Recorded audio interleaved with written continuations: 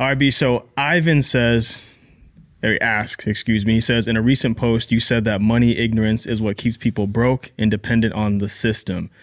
So how can people learn about how money works then? Yeah, great question. So money ignorance or financial ignorance keeps people broke and dependent. And that is what the opposition wants. The opposition wants humans to be dependent on them. Big government grows, pharma grows, technology grows, like the big social media platforms grow, the media companies grow when they fearmonger, when they are working you and taxing you, and they're hitting you with inflation, which is just another tax, by the way, right? Mm-hmm.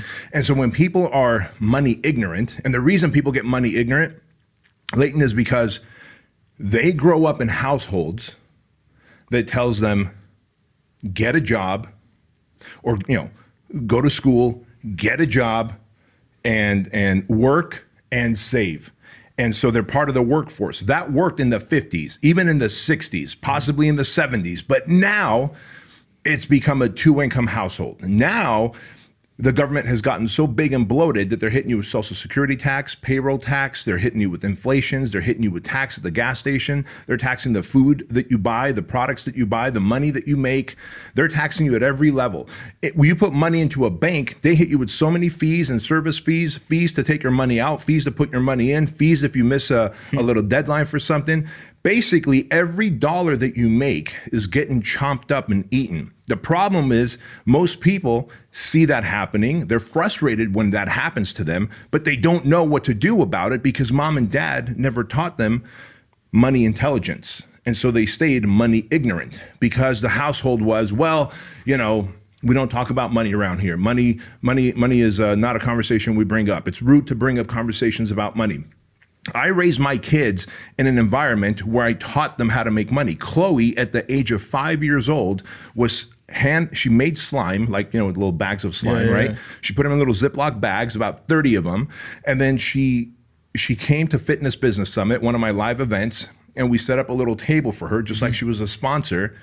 And she sold $300 worth of slime because she knew, because I taught her that, hey, Chloe, you can say, hey, do you want me to add glitter in it? Do you want me to add smell to it? And everything had an upcharge, right?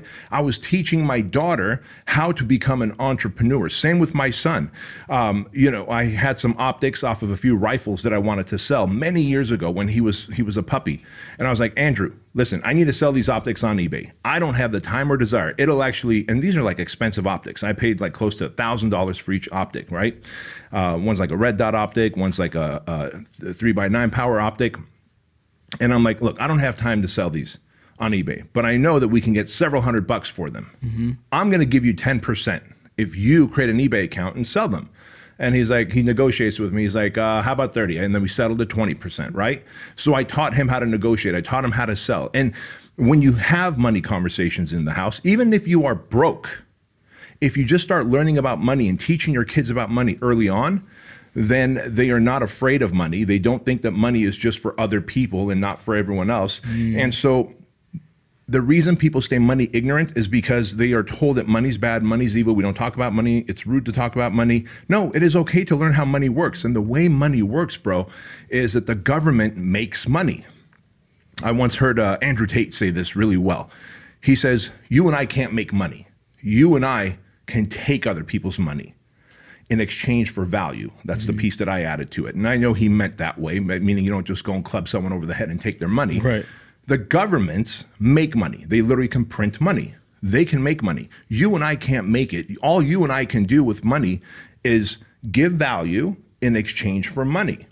And so then you start thinking, well, what are all the different ways I can take money from people in exchange for value? I can trade time for dollars. That's one way to do it. My time for a certain number of dollars per hour. I can do a service. I can have other people trading their time for dollars and therefore scale my money. Okay, that's still creating entrepreneurship. I can have a digital course that I'm going to sell where once I do the work up front, creating the website, creating the course, running the ads and campaigns, driving the traffic for it, people can buy my course around the clock from all over the world, and I can take their money in exchange for the value that the course adds to their life. Right. Okay, great. But then when you got that money, then what do? Like what I do with my coaching clients. I'm like, all right, man. So you do coaching, you have courses, you have an apparel company. That's awesome. When you make the money, then you need to understand that you have to outpace inflation. So you have to outpace inflation. For example, the average person that works will get a raise every year or about every 6 months.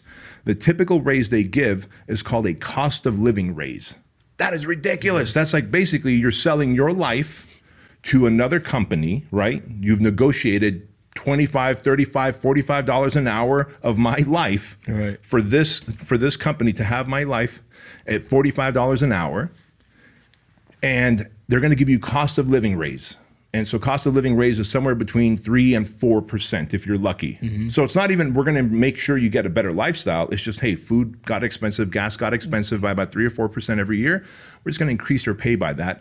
But basically, you're still trading majority of your life on this planet to help build this company. It doesn't have to be that way. Even if you are working for a company, even if you are a blue collar person where you're a firefighter, you're a cop, you have some career where you're getting a salary, you should stop frivolously spending money. It's like we want to talk about money ignorance versus money intelligence. Ignorant people take their money and they spend it, which is why ignorant people, which is the majority, 98% of people, are just 2 paychecks away from going broke. 2 paychecks away.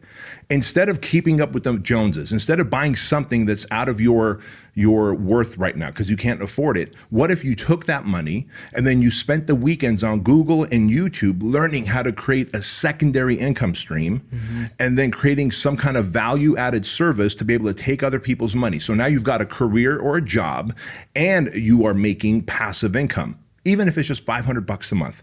Bro, that could fill up a gas tank for a car, right? For sure. Or that scales to $3,000, $4,000 a month. Now that starts competing with someone's salary, $7,000, $8,000, $9,000, $10,000 a month. Now you can replace your job and win your sovereignty, your freedom back, right? Because we are humans that are supposed to be free on this planet.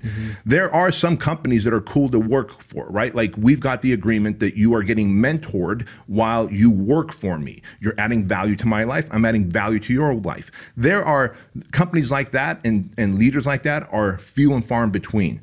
Most of you out there on social media world, on YouTube world, are literally trading your time for dollars, number one. If you have a business, it's your only income stream, and you're probably still trading some time for dollars. You're not scaling it by adding other people who can increase value by they deliver the service and you get a piece of it. I'd rather get 20% of the money from 20 people that work for me than 100% of the money that I generate, right? Because 20% of 20 people that work for me is a larger amount of money that I'm going to get. Right. And then when I get those profits, I'm going to use financial discipline. See, that's another money intelligence thing. Financial discipline says that I'm not going to just squander my money on buying a car and leasing a car and leasing a watch and getting new clothes that are really out of my budget. Instead, I'm going to figure out, is crypto the place to put my money in? And I know what you people are saying right now. Well, whoa, crypto just crashed. What about FTX? What about Bitcoin? What about all the... Guess what? Right now is when people are making money with crypto because it has hit the bottom and people like me are investing in crypto while people like you are abandoning. And make no mistake about it, I lost money during this whole FTX debacle. I lost money because I've got BlockFi. And BlockFi has filed Chapter 11, and Chapter 11 means that basically they're about to go bankrupt, and they're not going to give me my $400,000 or $500,000 of money that I had sitting with them. That sucks. Now, I could either live in fear and go, see, I tried to grow money and I tried to be money intelligent, and this is what happened, so I'm going to go back to trading my time for dollars, or I'm going to go, guess what? That is part of the game of money. Money is a game. So you try and add value and get money is the first step. Trade your time for dollars. And then you try and leverage other people's time and energy to get money. And then you try and get passive income by seeing if you can create a course or a service online that you can sell around the clock to get money. And then you take some of the profits that you got and use financial discipline. Instead of buying shit that's out of your budget that you don't need, you invest it in housing, right?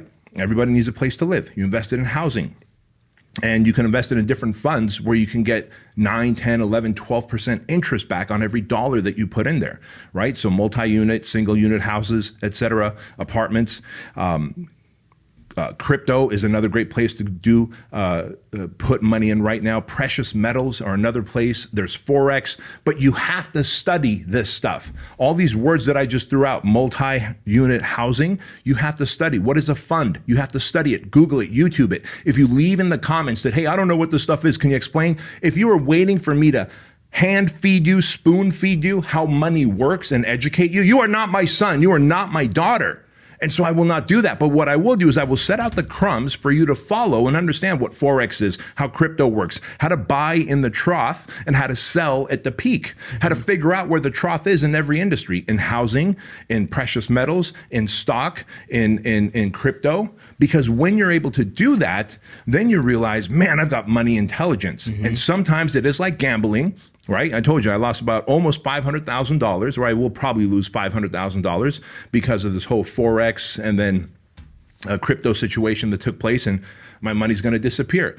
But I don't take that as a kick in the shorts. I just go, hey, that's okay. I've still made millions throughout the year. And so I'm going to count that as a loss. I'm going to write it off on my taxes, and I'm still going to keep buying crypto now that it's in the trough for sure. And I do know that it's a long-term play, and that is how money works. Awesome, man. I want to ask you this one more question though. Because I was just soaking up the game myself. I love listening to you just go off on this. I know how passionate you are about it. How did you, growing up in a situation where you were not well off, you came over here and you suffered a great deal. You obviously learned how to overcome that. Excuse me, but what about the person that's in a similar situation that you were in the past? How do they learn how to become more money smart, intelligent? Sure. That's a good question, because like you said, as an immigrant to this country, as a foreigner to this country, I grew up in Section 8 housing. If you follow me, then you know this. Well, then how did I gain money intelligence? I decided that I was tired of being broke. I decided there's got to be a better way than just selling my time for dollars, right? When I was a personal trainer, I was literally selling my time for dollars. Next client, next client, next client. It's like, okay, now I've gotten a good reputation around this gym, so I can charge $10 more per session. So now my time is worth a little bit more, but I'm still selling my life away in exchange for time. That's when I decided that what if I can get a mentor? See, that's the answer. Mentors, books, and today, social media channels that not necessarily show like the chick with the booty and the guy with the pecs and the cat videos. That's the shit you're following. Invest that same amount of time that you're wasting on these goofy memes on watching YouTube videos of how money works, because you have mentors available to you. You can watch Warren Buffett, Pat Bet-David, Andrew Tate, my content. I've got 209 episodes of The Empire Show that literally says how to build an empire, how to invest money, how to create businesses to create multiple income streams. Like, go back to YouTube, go back to the podcast platforms and watch all the Empire episodes that are absolutely free. It'll give you a PhD. The problem is most people are lazy. They want to just simply consume. They want to work, and they want to pay their taxes, and they want to be like the Joneses, and they feel the suffering, that the pain of being broke, that is going to stress their marriage. By the way, money issues is the number one factor why marriages fall apart. 50% divorce rate. And of the 50% that stay together, half of them hate each other. And it's probably about money, but they don't have the money to actually divorce. Right. How sad is that, bro? Right? And so if you decide that, hey, I'm going to get mentors, and you're like, well, I can't afford a mentor right now. Like one of my personal training clients, Jim Franco, he was a rich millionaire, right? So I had a built-in mentor. While I was personally training him, I was getting advice from him by asking him questions. Well, now you can type in those questions into Google. You can type in those questions into YouTube and type in how to make money, Warren Buffett, how to create passive income streams, Pat Bet-David, right? And then just Charlie Munger, right? Charlie Munger on how money works. And Charlie Munger is Warren Buffett's business partner for like 60 years. Like, bro, and when you type that in to YouTube and you put their names in there, and then you watch The Empire Show, you get the mentorship and you start making the passive income, then you go to the next step where you start getting a mentor in real life who can coach you and guide you, kind of like what we're doing here, like I do with my coaching clients. Then all of a sudden you go from blue collar broke to white collar wealthy. And you can do a lot more good with money when you have a lot of it and your cup is overflowing and you can be generous and serve people, your church, your charity. If someone's house, God forbid, got burnt down, you could be the first one to step up and support them. If you know that there's a family that's not going to have a wonderful white Christmas, you can make sure that they have a Christmas tree, that they can have Christmas gifts under that Christmas tree, that they can have a nice turkey to have for dinner. Like, you could be that guy, and money is the vehicle for that.